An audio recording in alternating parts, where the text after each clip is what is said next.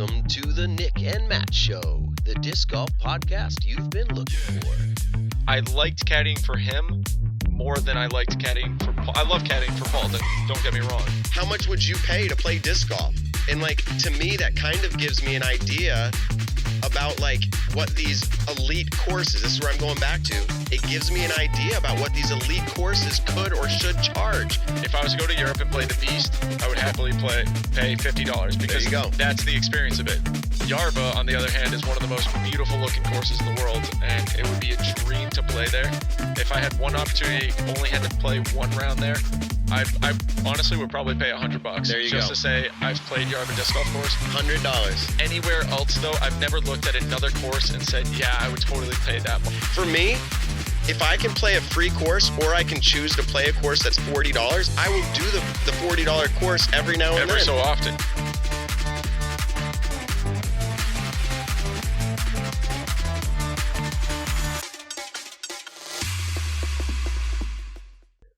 Nick, this is episode 10, and it feels kind of weird because what day is it? It is Sunday.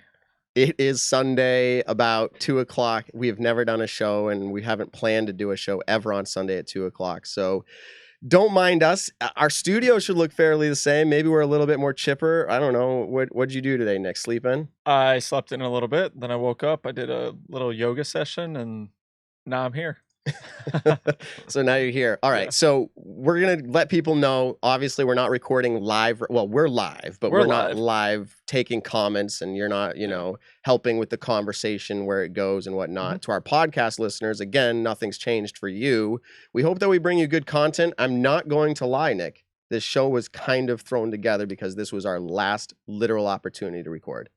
Yeah, for this week. Where are you going? Yes. So I'm going to Michigan. Where are you going?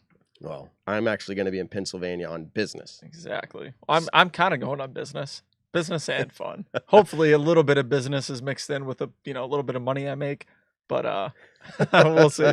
We'll see when I get out there. All right. And so let me just give you the topics and who we've got for a guest.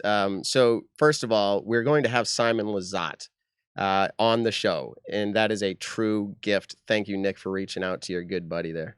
He's a good guy. Luckily, we're going out golfing later today, actually. So in the comment section later on, this episode will come out Thursday, like always. Simon and I are going to play a par 3 course today. Who is going to win? And what's the over-under on our strokes? So that's what I want to know. Simon apparently has been hanging out with some guy who calls himself a pro. But, I've been hitting the driving range a little bit lately, so I'm going to give him a run for his money, I hope. Drive for show, putt for dough. Yeah. So I was talking to Simon pre-show, and he says his scoring, I'm going to guess right now, today in this heat, I want to give him the benefit of the doubt, but it's going to be tough. I'm going to give him 86. So it might be a 9-hole course. So if he shoots an 86, then I'm golden. Oh, I should be able to beat him on that. I know. I'm not sure if it's 9 or 18, actually, but... Well, we'll see. All right, so the topics are, right before we bring him in, we're getting right to him today. We're going to talk about... Paul McBeth going into D-Glow again. That was where he shot what he considers and most consider the best round of disc golf ever. Will he do it again? Can he do it again? We'll talk about that a little bit, what the course looks like. And I think Simon's going out there, so we'll ask him about that. Mm-hmm. Will there be a three-peat for Paul? And we're going to talk about high-speed discs. Nick, what do you consider a high-speed disc? Speed, I would say speed 12 or more. Your distance discs, your Destroyers, your Zeus's, your Forces, your DD3s, PD2s, all that stuff. Those are your high-speed drivers, I would say. Okay. Maybe even 11s. I don't know how many discs are considered a speed 11. I think the Wraith is, but honestly, I don't know all of them that are speed 11. Okay, so we're going to talk about that. And if Nick and I stick around after Simon hits the road, we may talk about one other topic, which we'll just kind of tease out there. If we get to it, cool. If not, that's okay. Recreational players versus competitive, and that whole market of disc golf that Nick and I, honestly, we only know about because we started as a recreational player at one point without tournament experience. But now everything we talk about, podcast, all the shows that we watch, everything disc golf is all competition. We're talking to Simon Lizotte even. I mean, like, it's an interesting topic. All the players coming in that know nothing about the competition scene. How are we reaching them? So without further ado, let's bring in your good friend, becoming my good friend. Too. Yeah. Mr. Our Simon. good friend, Mr. Simon Lizotte. Here he is. So, Simon, welcome to the show, man. How are you doing? Great, guys. I think we're all friends. No worries. we're all friends. I just didn't want to steal, and become your new best friend when Nick's sitting right beside me. So we'll just say we're all good friends. So, welcome. So, I wanted to do this intro with you because everybody under the sun has interviewed you before, and we know everything about you. I feel like there's not much people don't know about you because there's probably a lot. There's Simon Lizotte, the showman, and there's Simon Lizotte, the private person, who has a life. And last time you were on our show, you said you put in your first offer on a house. How has that gone? Yeah. Are you still looking for a house? So this would be 9 weeks later. Yeah, I was on show number 1, and now I'm on show number 10. Yeah. I think if I can go every 10th show, that's a pretty good pace. Very and cool. The house search has been, oh boy. I think anyone that works in real estate or everyone that's been looking at the market lately knows how absolutely crazy the market has been. It's been developed from a buyer's market to the most extreme seller's market in years, in decades, from what I've heard, and the bidding wars we got into.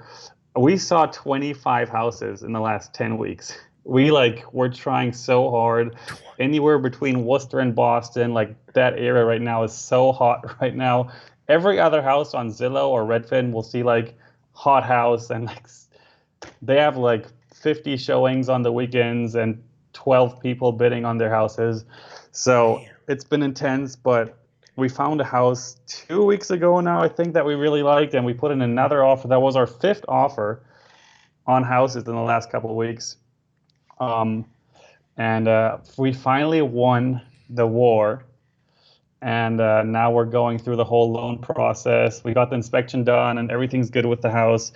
So now if our finances are straight, and it's a little tricky because I'm not a US citizen, and with disc golf and the profession of disc golf being kind of like a gray area, everyone's still pretty positive and we think we'll make it work. But yeah, it's we have 1 more week of not exactly knowing what's going to happen, but hopefully by next week we can make sure we move right before Maple Hill tournament. Actually, you know what? I'm going to either call myself dumb, which is okay. I mean, people call me dumb every week on the show. That's okay. But I am going to say you just said something that I don't think I ever recognized, that you're not a citizen of the USA. Now, I said everyone knows everything about you, but I honestly, how many others are surprised by that? Comment if you were, or you can just call me dumb. That's fine. But how is it you're on some visa or something? How are you living here? Permanent resident, or what's that? Yeah, so I got lucky that when I was born that I got 2 passports, which is one German and one Canadian passport. So I'm a dual citizen. And as a Canadian, you're more welcome in the US than pretty much any other country. So that was lucky from the start. Now Discmania was working closely with some lawyers, and they got me the professional athlete visa, which I'm here on P1 status now. That's for athletes and artists, performers, and I'm here on a 5-year work visa, and that's pretty much all I know about it. Discmania dealt with all that stuff for me. Awesome. Nice. Well, we're glad that you're here and living here. And as you said, Canada. Yeah. I mean, maybe during COVID, everything's locked down. They can't let you out now. You got to stay here. So anyways, we hope it's pretty intense. Yeah. We hope you get that house. And like you said, if every 10 shows we have you on, eventually you'll be calling us from your new house. So that'll be beautiful. All right. Oh my God, I can't wait. It is a great feeling. Yeah, it looks awesome. Simon sent me the link to it, and it's pretty sweet. Okay. Well, I'll check that out after the show. So, all right, we're going to get a quick lightning round of Would You Rather with Simon. Now, for those who have been watching our show every single week, you've seen these questions or heard these questions, and you know what our answers are, but we're interested in what Simon has to say. So let's get the quick intro up for the Would You Rather.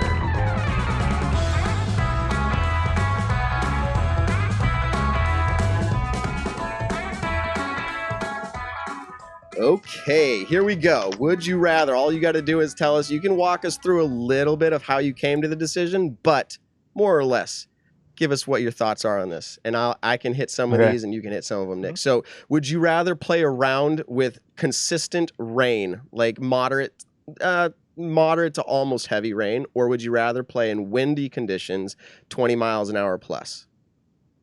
Wind. Wow. Nick said the opposite. I said wind as rain. well. I hate rain. So, all right. The reason I say wind is because everyone's got those conditions. Historically, I've been pretty good in windy situations. I have my PD2s, and they're just windbreakers, I would say. Having a wet bag, wet feet, wet discs is just it's miserable, way no doubt, more but gross, it's a little bit more especially if you're. Okay, we don't need to debate it. They already heard your opinion a couple weeks ago. But yeah, it's honestly the same for me. So here we go. You can ask this one. Would you rather play in 100-degree heat or 0 degrees cold? Oh, 0. We just knocked it down. Let's say 10 degrees. Oh, I mean, how much of a difference does that really make, to be honest? This thing is a big difference. So really hot or really cold, like below freezing? No wind? No winds. Yeah, prime conditions else, just besides hot or cold. Oh, boy, that's a tough one. Because it's like when it's hot, you want it to be cold, and when it's cold, you want it to be hot. It's like always green on the other side. But I think I'd probably rather play in 100-degree heat. My man. Where was that recently? Where it was pretty hot?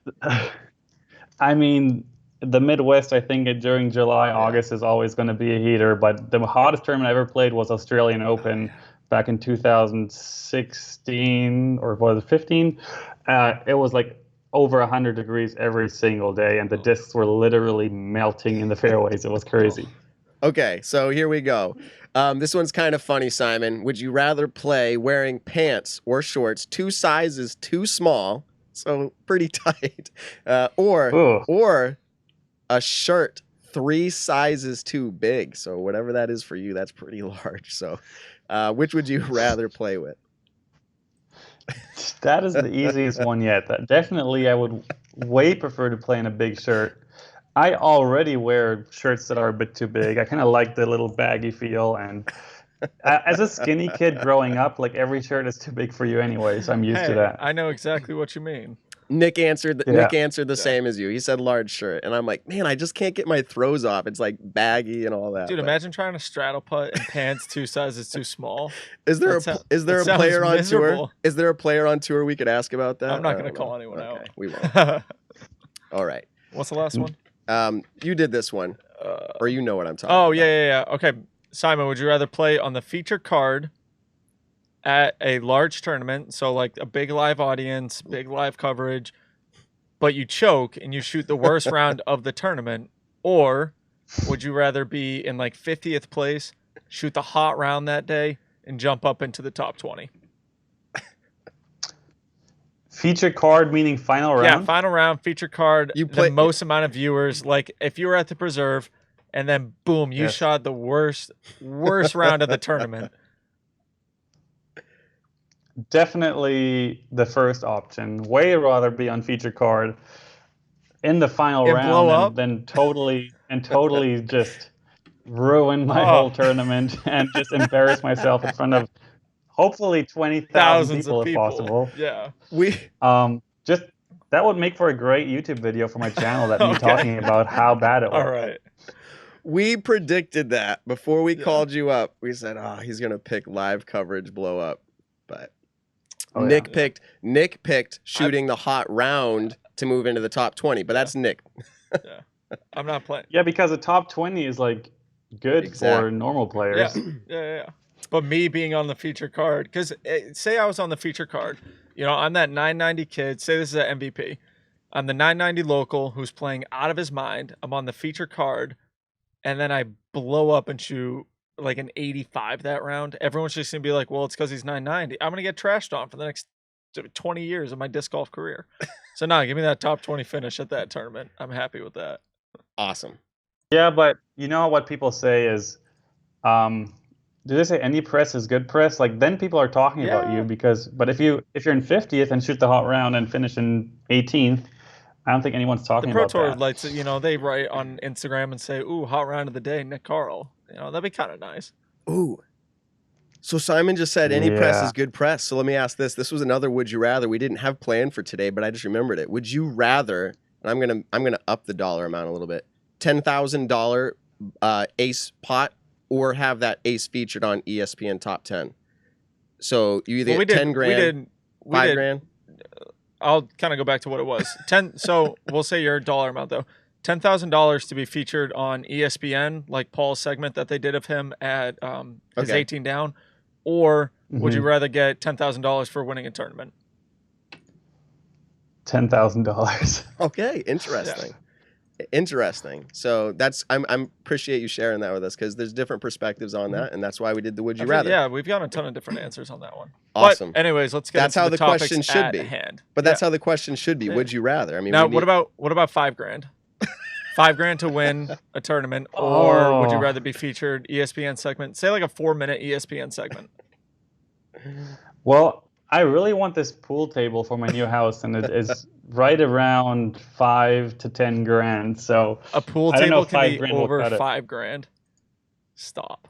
Oh yeah, easily. Okay, would you rather a pool table or win the? No, I'm kidding. Okay, so that's good. All right, Nick, you already cut us off, and then you went back to Would You Rather. Here we go, officially into the topic. Into the topics at hand. D-Glow. This is Thursday night. We have people checking in on the show, and they want to hear what do we think is going to happen. Simon, are you heading out to Discraft Great Lakes Open? Yeah, I'm actually flying out in the next. It feels like the next 12 hours almost. I have an early morning flight tomorrow from Boston to Detroit, and it'll be my first visit to Michigan. Like one of the last 4 states I'm missing on my list to play disc golf in. And it seems crazy because Michigan is such a disc golf center and so popular. And one of the most frequently asked questions I get on my social medias is probably, when are you coming to Michigan? Okay. I've read that hundreds of times. So I'm finally coming to Michigan, and I chose to fly. I was coordinating that with Eagle. So Eagle will also be his first time in Michigan. And we're staying together with Casey and a couple other guys. And we'll come prepared. And hopefully, from what I've heard, Toboggan is ready to be attacked by Team Discmania. Wow. Nick, would you have guessed in a trivia show that neither Simon or Eagle have not played in Michigan? I would have guessed that neither of them have, because I've known for like the last 3 years that neither of them have played there. So you have insider knowledge. I got insider knowledge on that one. No, I think it's gonna be super cool seeing the Crush Boys finally up there in Michigan. I mean, Toboggan's a bomber course. It's got some good technical holes at it, but if you can consistently throw that 420 to 460 foot shot, you're gonna be sitting pretty out there. I mean, it's a fun course. So are you saying it's easy? No. Oh, it's not easy. Okay, no. So let's just get right into the topic then. Yeah. Is Paul, first of all, and this can be like a 30-second talk. Simon, what's your opinion on that round that Paul did? Now, I know he's a competitor of yours. He's also a friend. When people say, oh, the course is too soft. Now, I know you haven't played there, and I haven't played there. When I read that, somebody saying the course is too soft because Paul did that, I kind of laugh, because I don't hear many other pros saying that the course was too soft. What's your perspective? Do you feel like, just even from an outsider position, that round was probably really good? Yeah, I think that's a question I could ramble on for I feel like hours, because the main question, if disc golf is too easy, I mean, that's been around for a long time now. And I just remember when Paul shot that perfect round, or everyone called it the perfect round, I just texted Paul right when I saw the live scoring, and I just sent him, what was that ? And he just answered with good, period. And he said nothing else but good. So I think everyone is aware on how much skill that took, and how, not just physically, but also just mentally, to pull something like that off it's one of these things that the better you are at something, the more you'll appreciate someone who does it at that level, like to perfection almost. So and making stuff look easy that are not easy, I think that's what real art is. Man, that's so true. Thank you for your insight on that. And you'll have to let Nick know, or let me know, what you thought of the course after you're out there. Nick, you've been out there a few years prior. I've been there, yeah. Is it playing easier now? Is it more likely that Paul will do it again, or is it more difficult? What's changed? No, so it's more difficult. And I say that because the year that Paul shot his 18 down was 2018. and there wasn't as much OB. So like hole 3, it's this long downhill par 4 that slowly tails to the right. You could bomb a shot down there and actually end in, I think, 14's fairway. And there would be no, like, that was totally fine to do.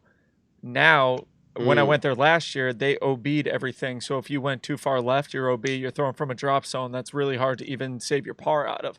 So last year, 2019, the course got a lot harder, I think, because they put so much OB there. There was one hole, I think hole 7, that has a Mando 350 feet down the fairway, maybe 300 feet. I forget exactly what it was. But from what I heard, they're making some small little tweaks this year. I'm not 100% sure where they're going to be. But from when Paul shot the 18 down to now, the course is significantly, I think, harder. So I think last year his hot round was 12 or 13. I mean, so potentially the course is playing 4 to 5 strokes harder. Simon, you've been playing tournaments a long time. How many times after playing a round at a tournament or rounds, and maybe it's not because of you, but the touring pros are there, do you think that they reconsider the course par and layout after you guys are done, tearing it up? I feel like that happens too many times. Okay. I made, right after the preserve, I made these 2 Instagram posts that got like way too much attention for my likings, and so many people were arguing in the comments, and so many people misunderstood. We talked about it too, what just I was so you saying. know. We also talked about it. Yeah. Well, I never meant for that opinion or my post to be controversial or any way. I just kind of like posted it without thinking that a lot of people will read that and might disagree or like misunderstand it, which I don't blame anyone for misunderstanding that, because I literally just wasn't even thinking about how I was phrasing things. But yeah, it's such a fine line between saying something is too easy and then just making it crazy or stupid hard.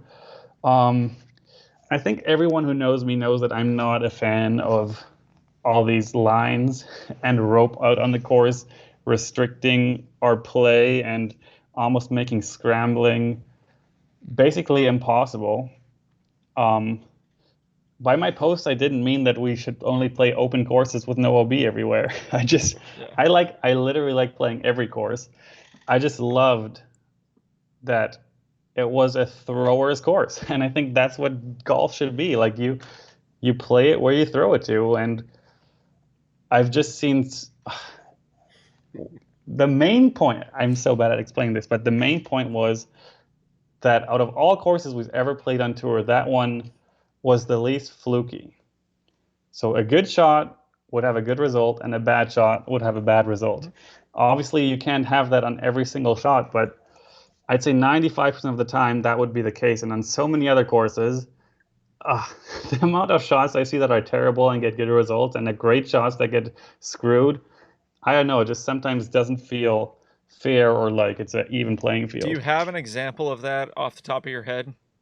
Like, could you think of one in the next 10 seconds of where a great shot got screwed or a really, really poor shot got rewarded? I can do a hypothetical scenario here where, let's say 2 players are tied with 1 hole to go, playing for the win, and it's a dogleg left around a tree, and on the right side is OB.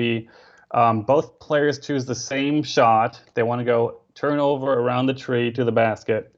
The one player shanks it right, hits the tree, kicks OB. The second player throws the same shot, shanks it even more right, bounces out of the OB, back in bounds, parks it, wins the tournament. So technically the guy that threw the worst shot won the tournament because he missed his line even more than the guy that threw the first shot. Yeah. Now people can argue that the first shot is a worse shot because he hit the tree and the other guy missed the tree, but what their intentions were of throwing the line, the guy that did it worse got a better result. And I just see that kind of stuff a lot on other courses. Yeah, so pretty much what you're saying is both guys threw horrible shots. They both missed their line completely, except one of them missed it more than the other, to where he was rewarded by not hitting that one tree that, say, was out of bounds. So, yeah, I get what you're saying there. I think, the preserve, as a spectators, it was really fun and really boring to watch at the same time as a spectator. Like, for me personally, I really liked watching everyone be able to unleash. I really enjoyed that. I think looking at the top 10 players, and I think between all of them, there was 3 to 6 bogeys.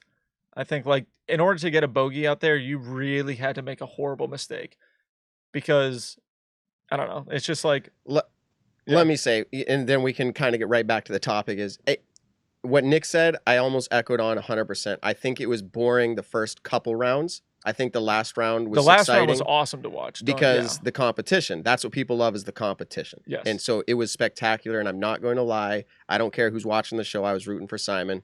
Yeah, same. 100%. and it went down to the last hole, and I was probably visually upset at what the wind did to your disc on that drive, as you were. I mean, there's always factors that we can't control, of course, but I mean,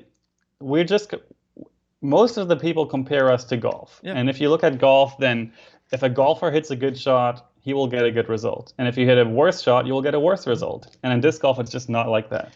Interesting. So let's just ask this question and wrap up the topic. Is Paul going to do the 3-peat? And I know you're a competitor, Simon. So you don't have to answer. So you don't have to answer because I don't think that you should answer. You're going to say you're aiming for the win. Nick, do you think Paul's going to 3-peat? Yeah. Hot take. Yes. Simon, is he going to be on the top card with you? Such a hot take. Is he going to be on the top card with you, Simon? I mean, I hope so. I've played one round in the last 2 weeks after the preserve, just taking it super easy on my elbow.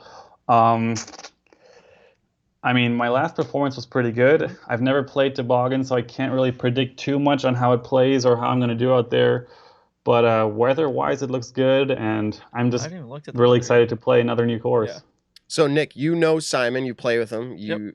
What do you think? Is it built for him in a lot of ways? Yeah, I think in a sense. I mean, because I've played with Simon at Maple Hill, and then I've played with Simon at courses that are long bombers. And obviously, Simon knows how to shape shots through the woods.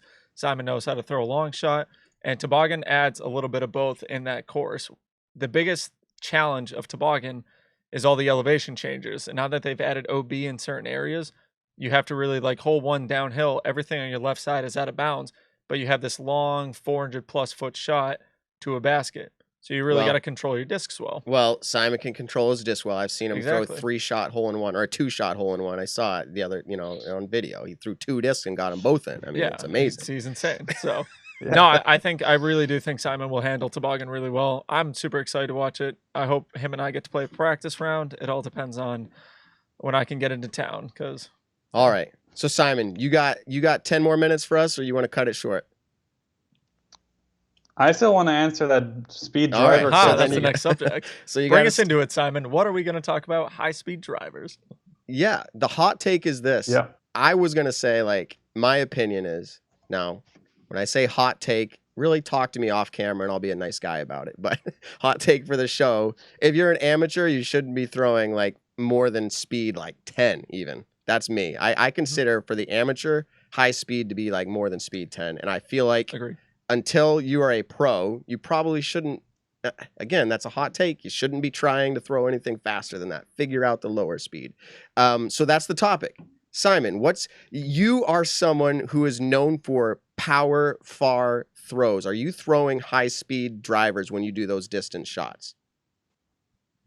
Yes. Okay. What's the speed range that you would say to get your furthest distance? I know speed and numbers, it's all kind of subjective, but in general, is it 14 or what? I've thrown the 14 speeds a couple times. I mean, Discmania doesn't have any 13 or 14 speeds in their lineup, so I'm stuck with 12 speeds. No, it's kind of a gimmick, but I mean, the whole thing is with the distance drivers. I mean, of course, pros, for the faster your arm speed is, the more of a difference you'll actually notice between a high-speed driver and a fairway driver. But really, if you're 100% honest with yourself and comparing your shots on an open field and throwing a perfect shot with your fairway driver followed by a perfect shot with your speed 12 driver, the difference is not remarkable. Just like between a putter and a mid-range, the difference is not remarkable. I mean, saying that you know how to throw a putter far. I can throw my putter 450 and I can throw my mid-range maybe 470, maybe. It's really not that big of a difference. And the problem is with disc golf, that there's obviously no official coaches or teachers, and most people just learn by doing, just teach themselves or learn from someone who isn't really that good at it themselves and doesn't really know how to do it. And people really try to learn how to disc golf before they learn how to throw a shot. Mm-hmm.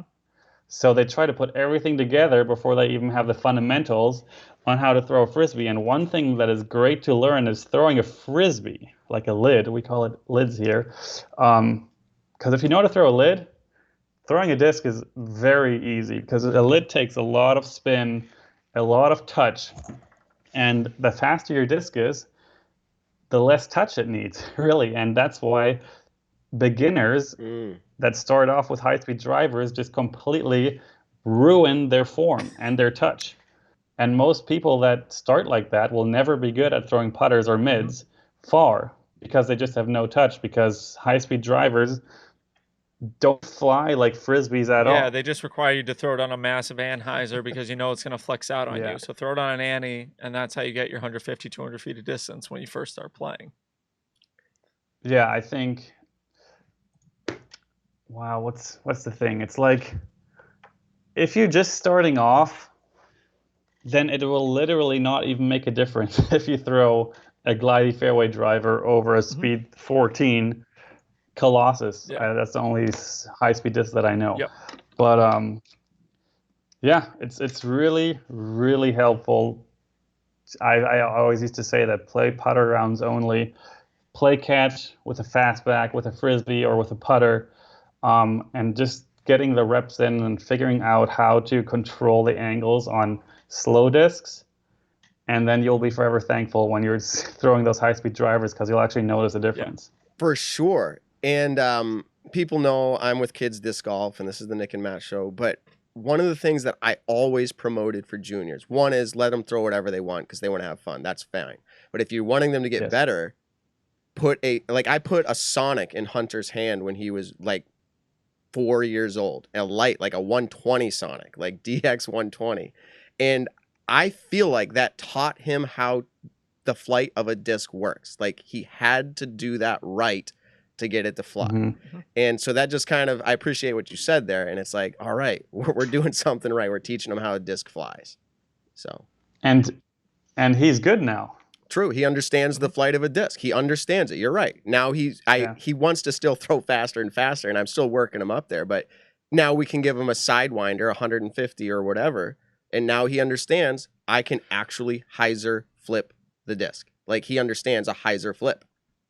So yeah, that's cool. Yeah, my dad, when I was younger, my pre-disc golf times even, we would play catch, and we would go like maybe 100 feet apart, and put a tree right between us. And he would have me throw so many turnovers around the tree at him until I got it perfect every time. Turnover around the tree, then hyzers around the tree, and later a couple straight shots away from the tree.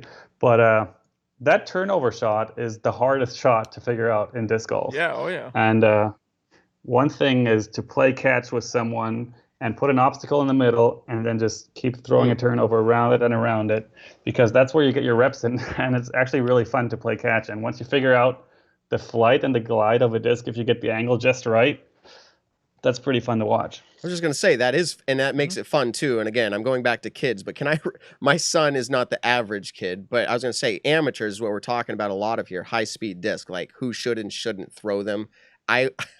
We're going to quote you actually for our thumbnail title. It'll say like our high-speed disc gimmicked 14s and 15s. But Nick, what speed discs are you throwing? Do you have high-speed discs? Do you have any of those 14s? No, I don't think Discraft comes out with anything more than a 13. I think the Nuke is 13 speed, and that I actually don't even have one of those in the bag right now. I just throw Zeus's and Forces, as you know, Zeus's is my distance. You know, if I really want to push some big distance, that's what I throw. And if I want, you know, secured stability, I throw a Force. Those are both 12 speed. They both have really comfortable rims on them. I think one of the reasons why the Nuke goes in and out of my bag right now, the Nukes bomb. Like, they really do. They are massive distance discs, but the rim is so big that it's fluky. It's, I don't know. As a newer player, I've been doing 13 years now. I don't know. Let's go back to when did the Nuke come out? Either way, I was Exactly. like, that came out a while ago, and Yeah. I was like, oh, nuke. It says it's a high-speed disc. It's going to go really far. Is Yeah. that how it works, Simon? Like, Yeah. I mean, if you just look at like the old school Innova discs, like back when the Gazelle was like the #1 speed driver, Yeah. it says like ultra super power long range driver, just hyping it up as much as possible. And I think Brody like nailed it when he said in the video we shot with Jomez, when he said the more you know about flight numbers, the less good of a disc golfer you probably are. And I think that's pretty right. It's Yes, true. I've always said I think flight numbers are the dumbest thing that you can just slap on a disc, only in the sense of, like, you know, Paul came out with the Zeus. So I bought a Zeus knowing that it was going to be, to start, a stable distance driver that if I beat it in, it would start turning over. And that the only flight number that I paid attention to ever on a disc was the speed of it. Huh. It was just like, you True. know, okay, the Onyx is a speed 10 that fits that perfect hybrid driver. Mid ranges and putters, I never cared about their flight numbers because, I don't know, pretty much anything fairway and above, that's all I cared about was the speed. All right, so I'm going to try that. I'm on it. Honestly, I've been playing a long time, but I'm still trying to get better, and I feel like I've been starting to figure out the pull and the release and the whole 9 yards with that. I feel like this year, after 13 years, I'm going to take out, like, I throw a lot of Discraft, Innova. I'm going to take out something that's like I said, like speed 10. I was throwing Destroyer. What speed's a Destroyer? 12. Okay, so Oh, I know the I'm numbers. kind I'm of not a going- good disc golfer. no, you said the speed is something. I'm just I kidding. kind of feel like, does the speed get changed, Simon, when it's like a different stability plastic? So like G-Star is very like, I guess Nick would say Flimsy. it's understable or flippy Yeah. out of the box. I mean, does that change the speed or like how, like I know we're not talking numbers, but what's your opinion? Like, Yeah. I don't think the plastic really changes speed. The plastic just changes grip. Yeah. That's kind of like a personal preference thing, and it also can change from run to run, like how overstable or understable a disc will be. The one thing that a lot of people don't understand, and people wonder, like, wait, why is the 2019 Destroyer so different from the 2018 Destroyer? It's because it's humanly not possible to make the exact same blend of plastic 2 times in a row. Like, you would think that's not a big deal, but I've heard so many times from the Latitude guys, from Innova, that it's just not possible. And just the slightest change will, with the heat and the press, will just tiny little changes here and there. What was I going to say? The flight numbers can be helpful is one thing that I've noticed. Obviously, for people that are new to the game and are trying to understand, like in golf, the irons and woods and putters, like where are we at and how far will these discs go if thrown properly. But also when you talk about disc designing, and for example, you're trying to think of a new mold, you can go by the numbers, like what speed are we looking for? And it's just, I think, easy kind of to categorize on finding something new, because of the thousands of discs out there, I don't know how many copies of the exact numbers different companies and the discs have, but yeah, I lost my train of thought, but No, just talking about the different runs, you know, how it's humanly impossible to come out with the same So, run. So would your you- stability. yeah. So would you recommend to me, I guess is where I was going with this. You're the pro, you throw really far. I appreciate Nick can throw half the distance you can. So I would rather ask Simon. Yeah. Would you, Okay. because you said, and you're not wrong, and I think it's just such a mental thing. Again, I see it with my kid. Like, I need to throw a higher speed disc, Dad. Like, I need to. Like, if I'm a better player, that's what I need to do. Does that equate at all? Or should I just be like, dude, my Eagle or my T-Bird throws 30 feet shorter than my Destroyer? Would your recommendation be, dude, just throw that Eagle or that T-Bird? my recommendation, it's hard to say in general. It really is a personal case-by-case thing. It depends what you as a player want. If you want to elevate your game, if you want to be a pro, or if you just want to play for fun and get the most out of your shots, if you notice a noticeable difference between a 12-speed and a 10-speed, then I think you should totally use the 10-speed.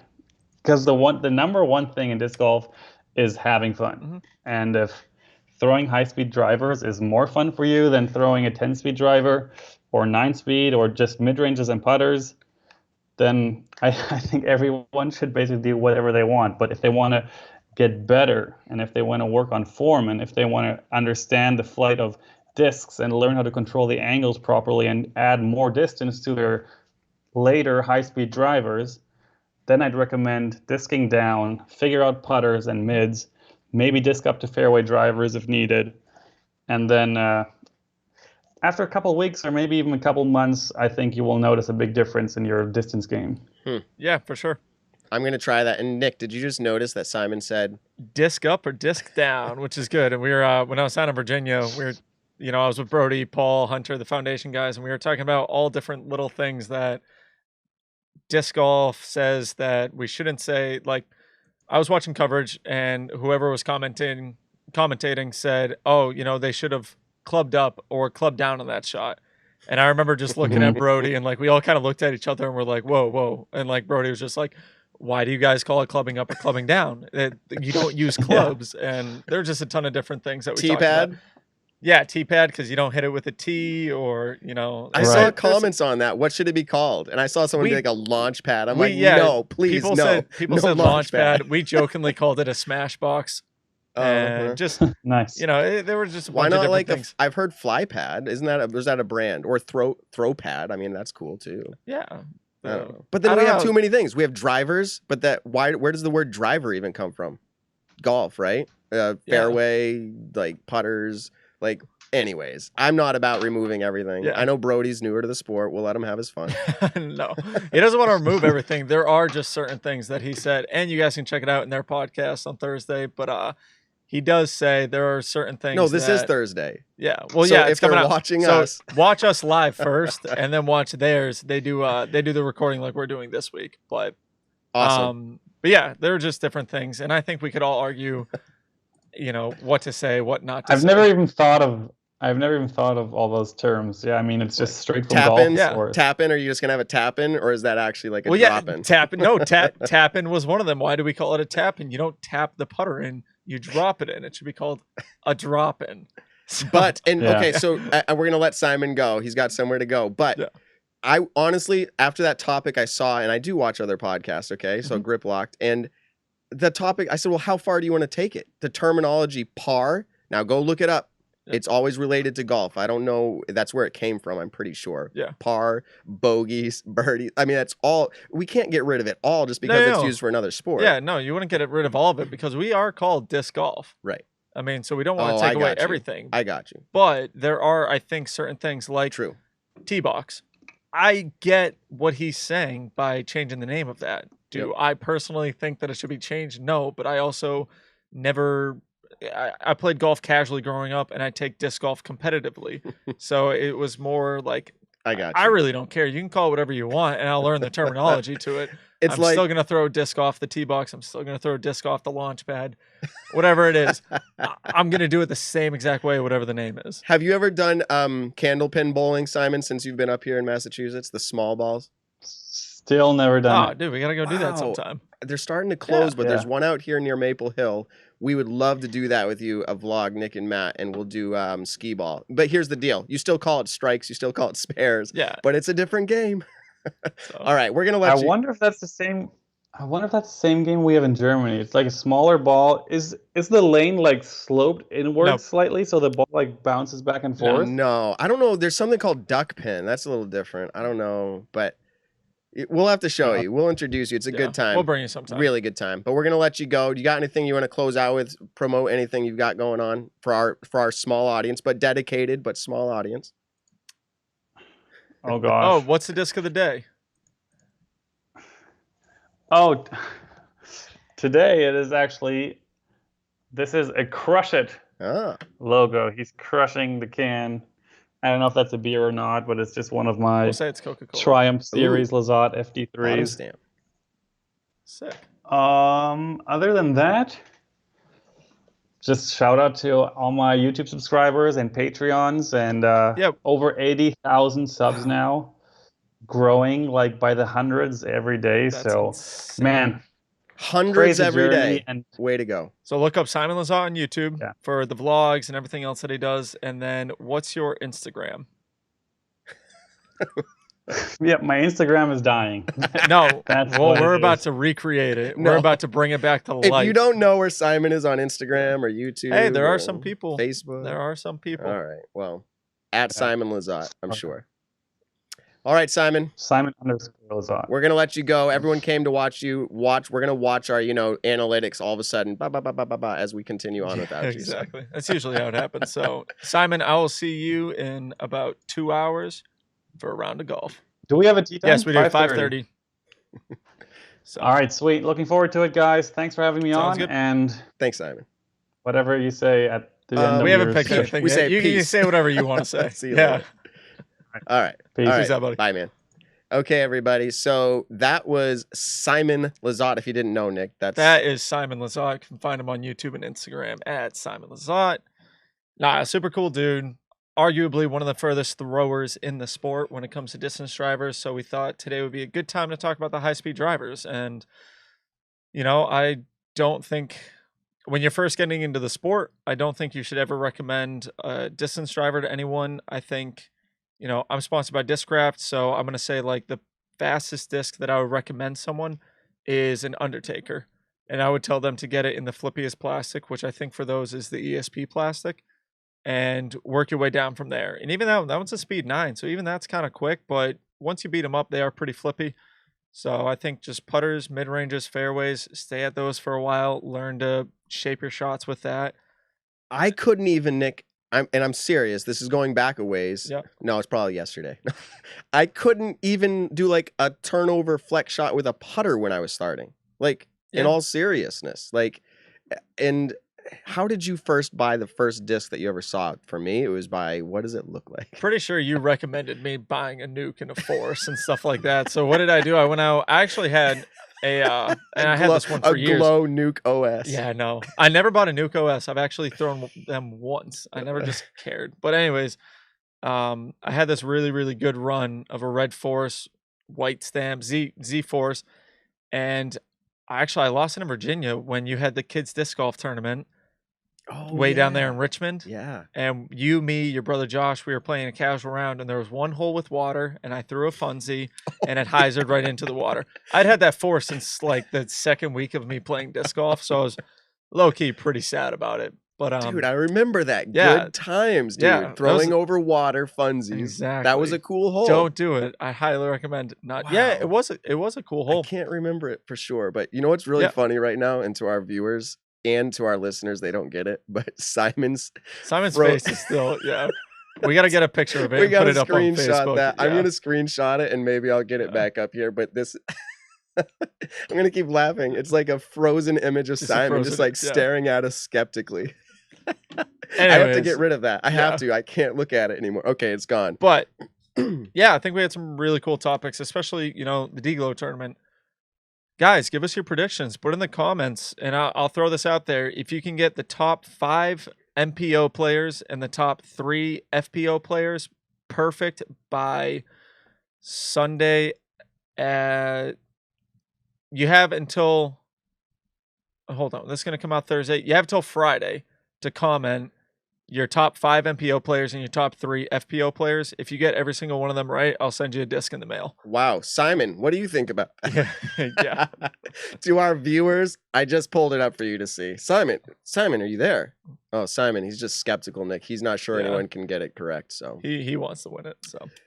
So let's just do this. Let's take the last take out that 7 to 10 minutes here and talk about something that I feel like is relevant but not often thought about. Nick, every podcast, I feel like, and I can't say every podcast, but most podcasts, most shows, Jomez, everything, every brand that we know of, okay, they are for all disc golfers, but the majority of the topics, are all driven by the competitive scene.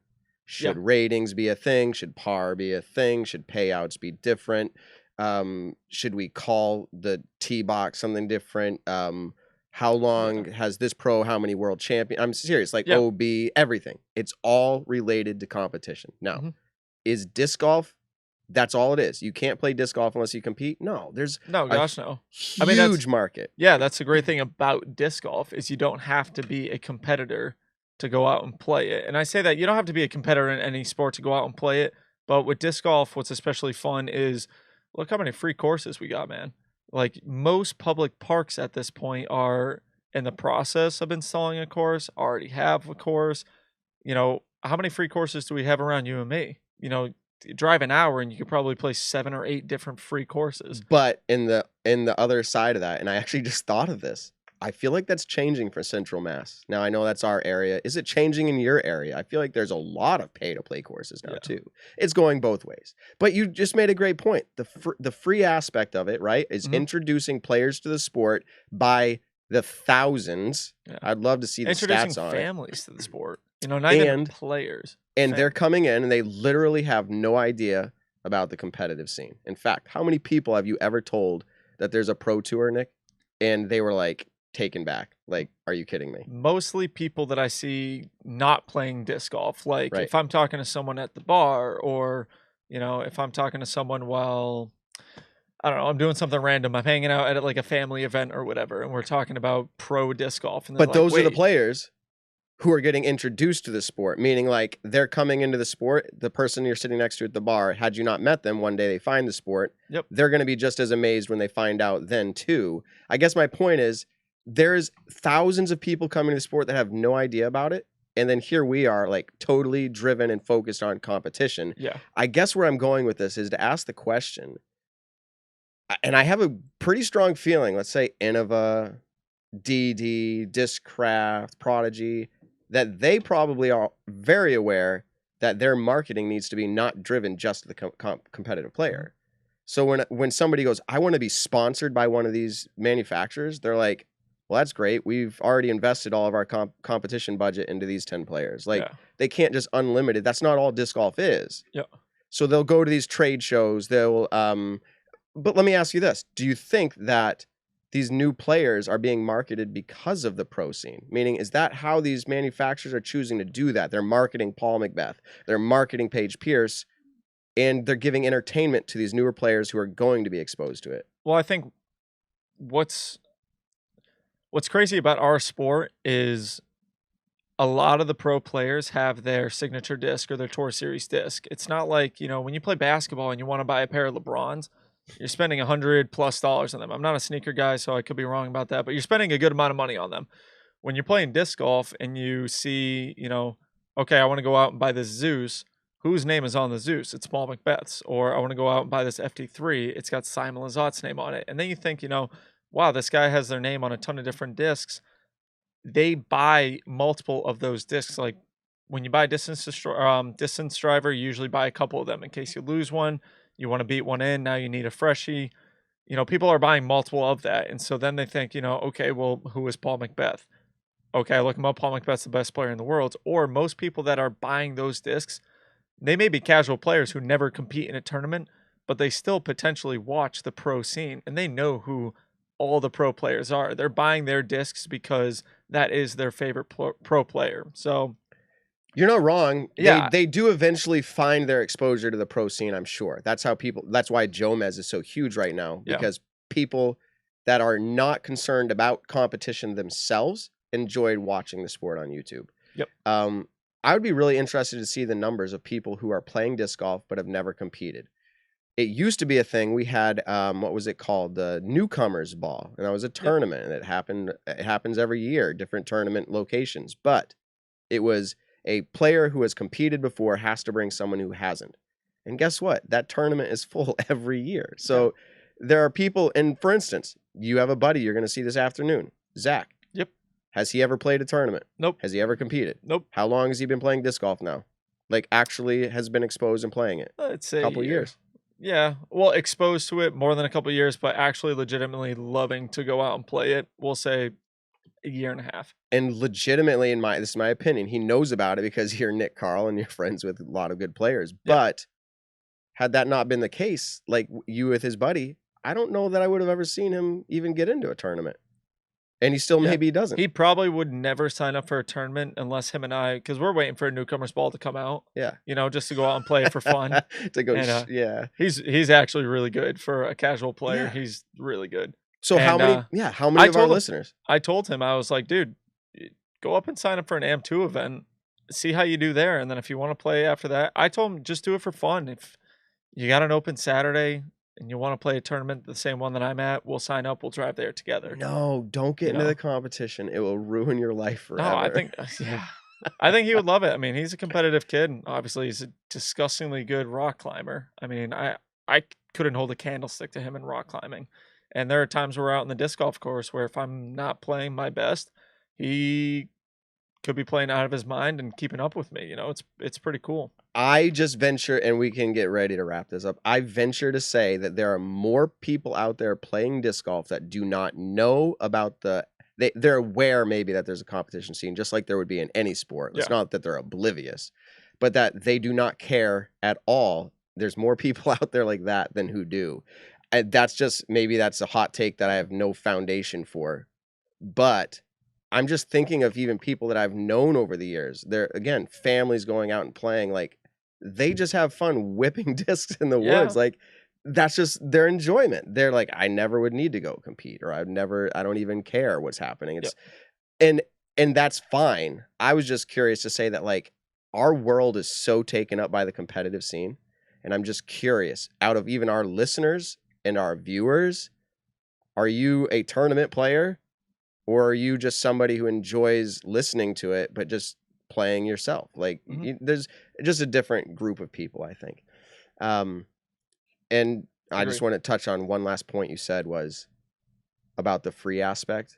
And we've talked about many times, like paying to play and how that's good for the sport.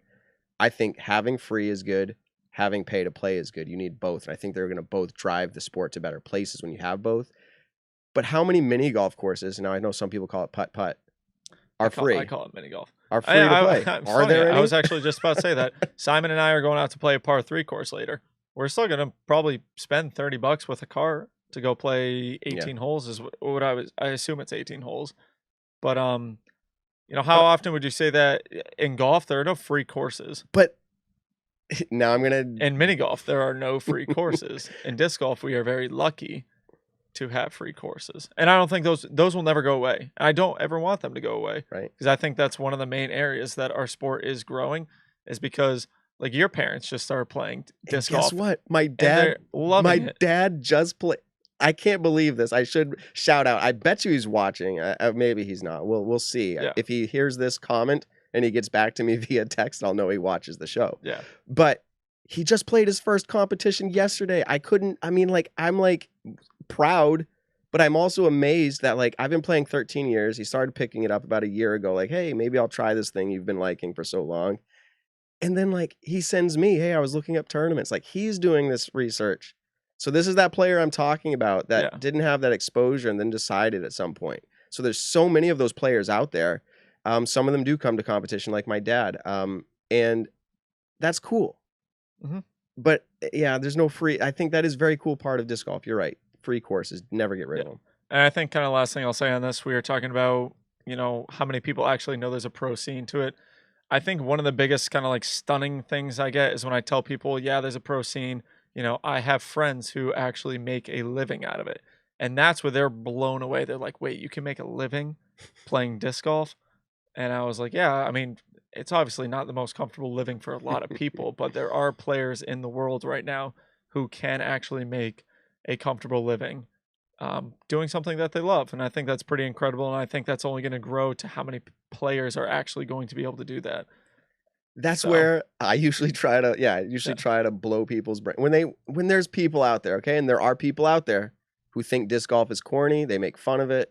You go throw frisbees in the wood. You know, like they make fun of it. And I go, listen, this guy named Paul Macbeth makes more money than you make, and he's throwing frisbees in the woods or in the open. And they're like, I don't care. And I know that's only like what Paul and maybe a handful of others that are making a good living. But anyways, but hey, there are people doing it.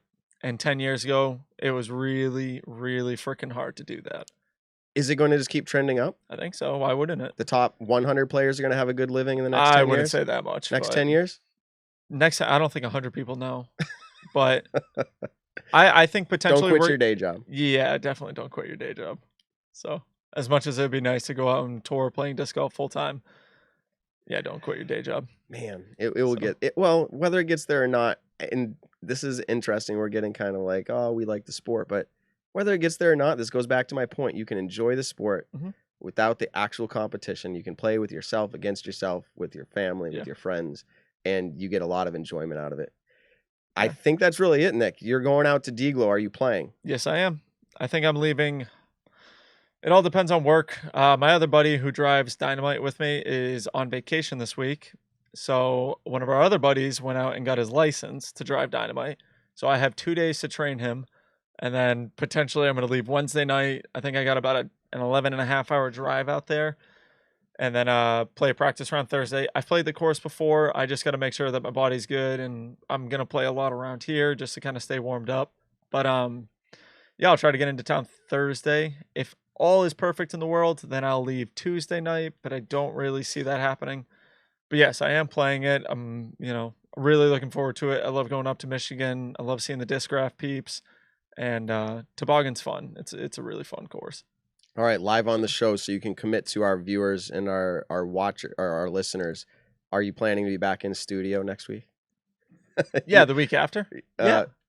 The week after. Yeah, the week after. Yeah, this Thursday's Awesome. the only one, and then I'm not going to Idlewild or Ledgestone. But then I think after that's MVP Open. Oh man, it's so close. We potentially have some cool ideas revolving around that. There might be where, everything's in the works, but Matt and I actually were just talking about this really cool idea that we might break out next Thursday, maybe. Maybe we'll do it for fun. We'll talk about it next Thursday. Well, the next. No, this is Thursday for these people. This is right. Thursday for these people. Yeah. We're confused. Next week. Yeah, next week. We're going to come out potentially with something I think is going to be a cool segment. And we're going to give it a go. All right. So let's get ready here to close out. I've got nothing extra to say either. Yeah. So with that being said, Nick, like, subscribe, leave comments, leave ratings and everything like that on the great podcast. If you guys have anything you want us to talk about, please always comment them. We check out every single one of the comments, sometimes too much. But no, thank you, everyone. We'll see you next week. All right. Bye. Thanks for tuning in to the Nick and Matt Show. Be sure to check us out on your favorite social platform and to subscribe on iTunes.